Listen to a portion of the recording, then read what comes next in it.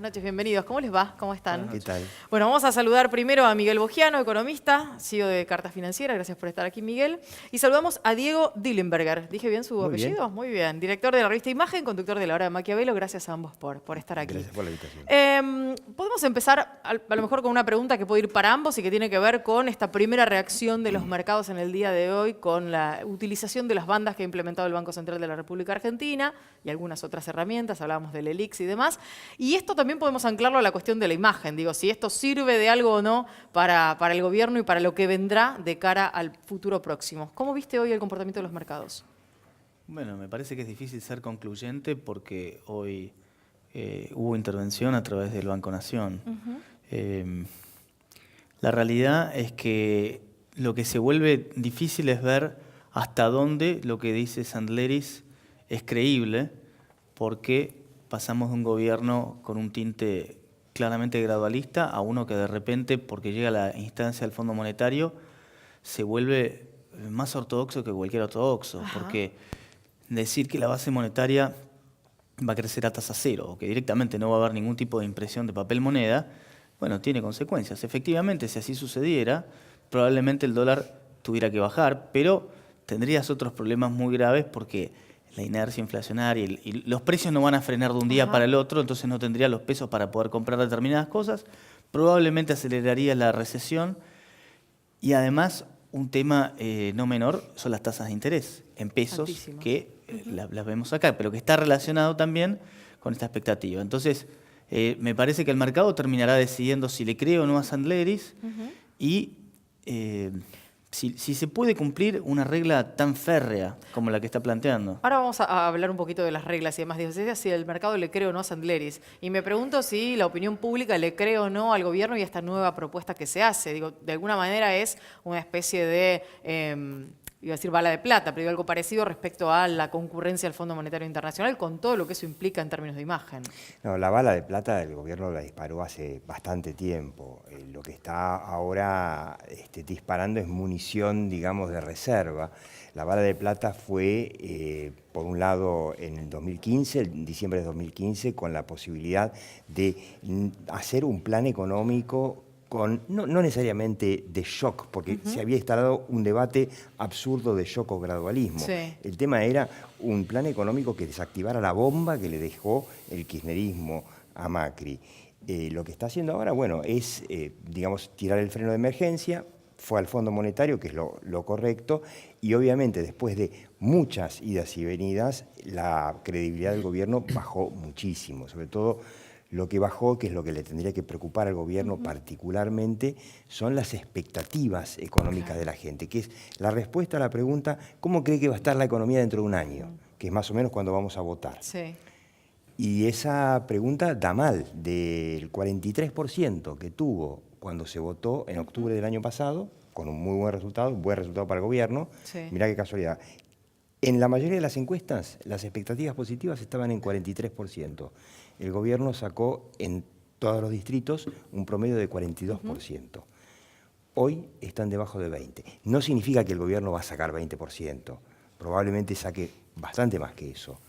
Pero si no las recupera, las expectativas, difícilmente logre una mejor elección. Y para recuperar las expectativas, yo creo que está muy bien esta nueva regla del Banco Central, pero el gobierno necesita mostrar un plan económico que vaya mucho más allá del presupuesto 2019, que es lo que está peleando en estos momentos para llegar a la elección. ¿Qué tan sostenible es la economía como se planteó el día de hoy? Tasas al 67%, la sustracción de todos los pesos del mercado.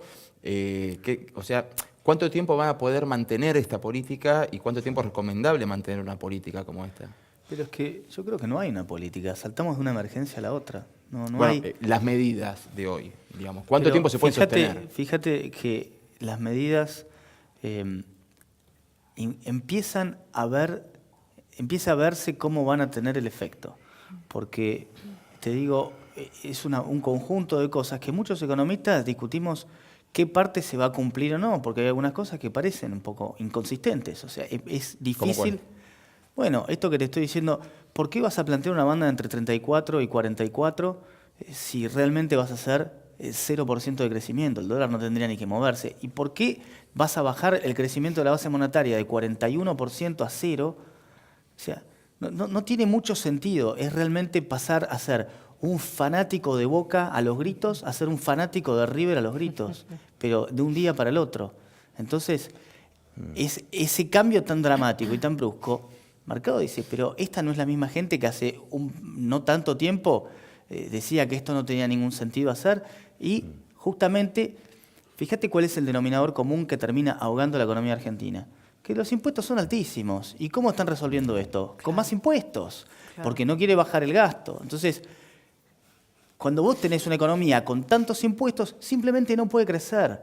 El resto terminan siendo matices. En síntesis es eso. Adhiere Diego asintiendo Sí, con lo claro. que dice, y me gustaría preguntarte, un poco en función de esto también, digo, porque un país no es una empresa, pero desde este gobierno mucho de lo que se habló cuando se llegó al gobierno era que gran parte de los que conformaron el gabinete venían de empresas privadas y del trabajo de empresas privadas. Y vos publicaste hace muy pocas horas un texto relacionado con este tema, con lo que podría el gobierno aprender de aquellas empresas privadas exitosas. ¿Cuáles son las cosas que no trajeron consigo? Porque digo, ellos estaban en empresas exitosas. Es una buena pregunta porque se le dice, un poco jocosamente, con un poco de malicia, al gobierno de los CEOs. Sí. Y la verdad que el manejo de comunicación en la crisis, definimos como crisis lo que empezó en abril y que no terminó para nada, es comparativamente con lo que hoy muestran las empresas multinacionales, las más grandes que aprendieron en las crisis, es muy pobre. Podrían aprender de muchas empresas que han pasado crisis y les ha ido muy mal, y han pasado crisis y les ha ido muy bien. Lo cierto es que aplicar, aunque sea algunas de esos principios, le vendría bien para evitar errores como, por ejemplo, lo escuchamos al presidente Mauricio Macri decirnos en el medio de una de las corridas hace 10 o 15 días que él se sentía tan mal en la crisis que recordaba su secuestro. Sí, en el mensaje emitido muy temprano Claro, en la mañana. y grabado. un asesor de crisis le diría, mirá, está bien que vos sientas que la crisis afecta a la gente, pero el problema es la gente, no sos vos. Entonces, le recomendaría no ser él víctima, sino entender a las víctimas. Ajá. Por el contrario, lo tuvimos la semana pasada al presidente, esto es simplemente mal asesoramiento, bailando, recibiendo este premio muy merecido además, el Global Citizen Award, porque ningún presidente hizo tanto por llevar a la Argentina al mundo como Mauricio Macri. Pero Macri tiene que pensar que lo está viendo todo el mundo. Las redes sociales no permiten que ese mensaje quede encapsulado en Wall Street, sino que a través de las redes sociales llega a la Argentina, a través de la televisión obviamente, y no tendría que haber bailado, porque contradice el mensaje de 10 días atrás diciendo que él se sentía tan mal como en su secuestro. Entonces, le falta un asesoramiento de alguien que entienda de comunicación de crisis y que entienda que el gobierno está en crisis y que lo único que lo puede sacar, además de un plan económico y de las medidas correctas, es la comunicación adecuada. No, vos sabés que yo también tenía la percepción prejuiciosa de que, bueno, si son empresarios deberían tenerla clara, pero si hay algo que me recordó todo el tema de los cuadernos es que los empresarios argentinos son argentinos antes que empresarios. Totalmente. Entonces, estamos hablando de un mundo empresarial también acostumbrado a jugar con trampa. Sí, pero discúlpame. Me parece que estos mismos empresarios actúan de una forma muy distinta cuando están en el gobierno que cuando están con sus propias empresas. Porque acá lo que están haciendo es gastar la plata de otros. Cuando es la plata de tu empresa, te garantizo que los costos lo tienen bien a raya. Pero acá, como la plata es de todo lo que pagamos impuestos, viva la pepa. Entonces, es muy fácil, como decía recién, gastar con la billetera de otro. Entonces, acá, justamente, el error enorme de diagnóstico que vos tenés, cuando llegás con un Estado totalmente sobredimensionado, que fue una de las grandes herencias, sacando todo tipo de ideología, cuando Néstor Kirchner llega al país, el gasto público era 24% del PBI. Se fue Cristina, era 44%. Macri se entera de ese problema, parece que 2 o 3 años tarde. Y en el medio, como no quiere atacar eso, ¿qué hace? Nos endeudan 110.000 millones de dólares.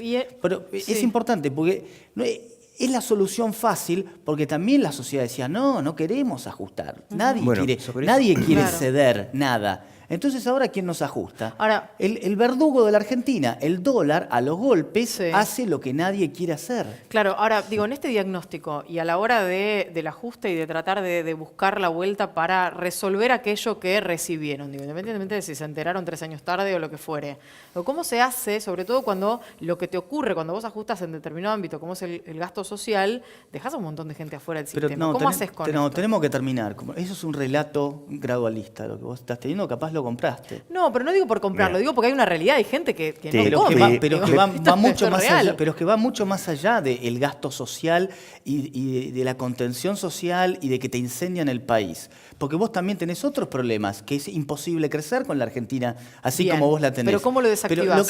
Bueno, primero tenemos que coincidir o no con el diagnóstico. Primero tenés que entender que tenés un tamaño de Estado que no lo podés financiar con impuestos. Primero tenemos que entender eso, porque me parece que no hay siquiera conciencia de ese problema.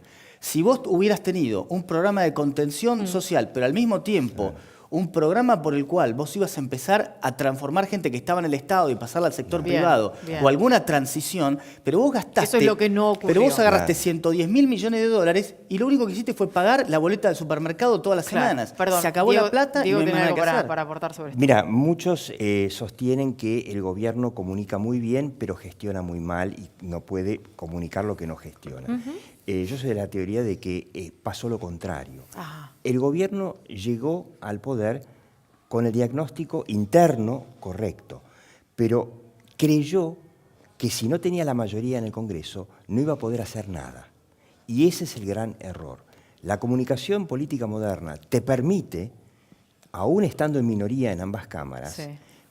con la opinión pública presionar al Congreso para conseguir cosas. Para eso se necesitaba mucha comunicación y por supuesto también política. Y lo que dice Miguel Boyano es tal cual. Se necesitaba un plan económico de largo plazo que encarara esos problemas sin shock, sin ajuste. Por ejemplo, vos tenés acá, además de la bomba previsional que dejó Cristina, tenés una bomba laboral que heredamos del peronismo. Esa bomba laboral hace que las pymes, que son las que dan el empleo aquí y en todo el mundo, no puedan dar empleo. Tienen prácticamente un cepo al empleo. Para eso se necesitaba una reforma laboral que el gobierno se la llevó a la CGT la rechazó, fue al Congreso, en el Congreso murió. Esa reforma laboral podía haber sido una ley muy aceptada por la opinión pública, debatiéndola. El gobierno no se animó a debatir porque no creyó en la posibilidad de que la opinión pública presionara a la política, como después lo vio el gobierno, y lo vio y lo palpó en el debate del aborto. Claro. Fíjate que en el debate del aborto, primero, los proabortistas convencieron a los diputados y los antiabortistas a los senadores. Y el gobierno vio cómo funciona una opinión pública cuando se está en minoría y cómo se debaten temas claves para la opinión pública. Y te digo una cosa, es cierto que la gente no quería ajuste, pero las encuestas inteligentes de aquellos días, diciembre de 2015, decían claramente que la gente estaba esperando un plan de ajuste de alguna forma. Es sumamente interesante un tema como para seguirlo debatiendo largamente. Seguro los volveremos a invitar para hablar un poco más de esto que no va a terminar ahora. Seguramente no va a terminar ahora. Muchas gracias por haber venido ambos. Muchas gracias por la invitación.